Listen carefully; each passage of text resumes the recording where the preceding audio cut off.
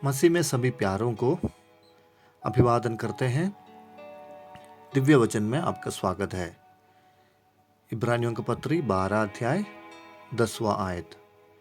वे तो अपनी अपनी समझ के अनुसार थोड़े दिनों के लिए ताड़ना करते थे, पर वो तो हमारे लाभ के लिए करते हैं कि हम भी उसकी पवित्रता के सहभागी हो जाएं। इब्रानियों का पत्री 12 अध्याय ताड़ना के विषय में कहते हैं, हम में से अधिक लोग ये नहीं चाहता है कि हम पर किसी भी प्रकार की दुख या क्लेश आए। आसान और शांतिपूर्ण जीवन का उम्मीद रखते हैं हम, और हमारे समाज में भी ऐसे एक भावना है कि अगर किसी के जीवन में ज़्यादा दुख और क्लेश आता है तो वह गुनहगार है।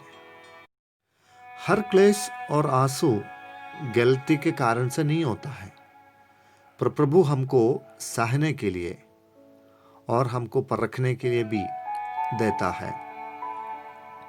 पवित्र शास्त्र हमको यूं समझाता है कि पिता अपने प्रेम करने वाले संतानों को ताड़ना देता है, और ये ताड़ना इसका सबूत है कि पिता हमारे नज़दीक है। जन्म देने वाले माँ बाप के पास यह अधिकार रहता है कि अपने बच्चों पर ध्यान लगाएं और उनको सब प्रकार की बुराई से दूर रखें। माँ बाप अपने संतानों पर अधिकार रखते हैं, दूसरों के संतानों पर नहीं। आप परमेश्वर की आत्मा से जन्मा हैं तो परमेश्वर का पुत्र है, और परमेश्वर आपको उसके हथेली में संभाल कर रखा है। तो हमारे अंदर यह सवाल जरूर आता है कि मुश्किलें क्यों आते हैं। वो हमारे हानि के लिए नहीं, बल्कि हमको सिद्ध बनाने के लिए है। इब्रानियों की पुस्तक 12 अध्याय का 10 वचन में बताते हैं कि वो हमको परमेश्वर की पवित्रताई के सहभागी बनाने के लिए कष्टों में से गुजारते हैं। उसके लिए अत्यंत उदाहरण प्रभु यीशु मसीह है। जीवन के 33.5 सालों के अंतराल में यीशु मसीह को पिता परमेश्वर ने ताड़ना देकर सिद्ध बनाते गया, ताकि प्रभु यीशु मसीह पूरी रीति से पिता परमेश्वर की इच्छा के लिए तैयार हो जाए।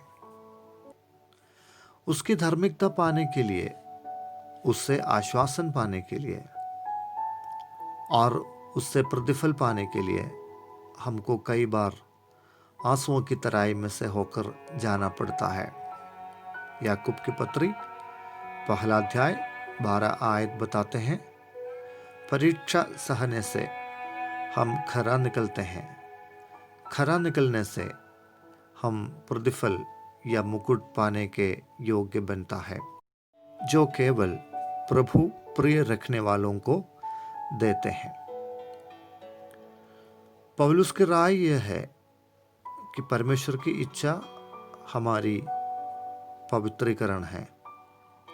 पवित्र होने के लिए भी हम पर ताड़ना दी जाती है, ताकि हम उसके समान बन जाएं।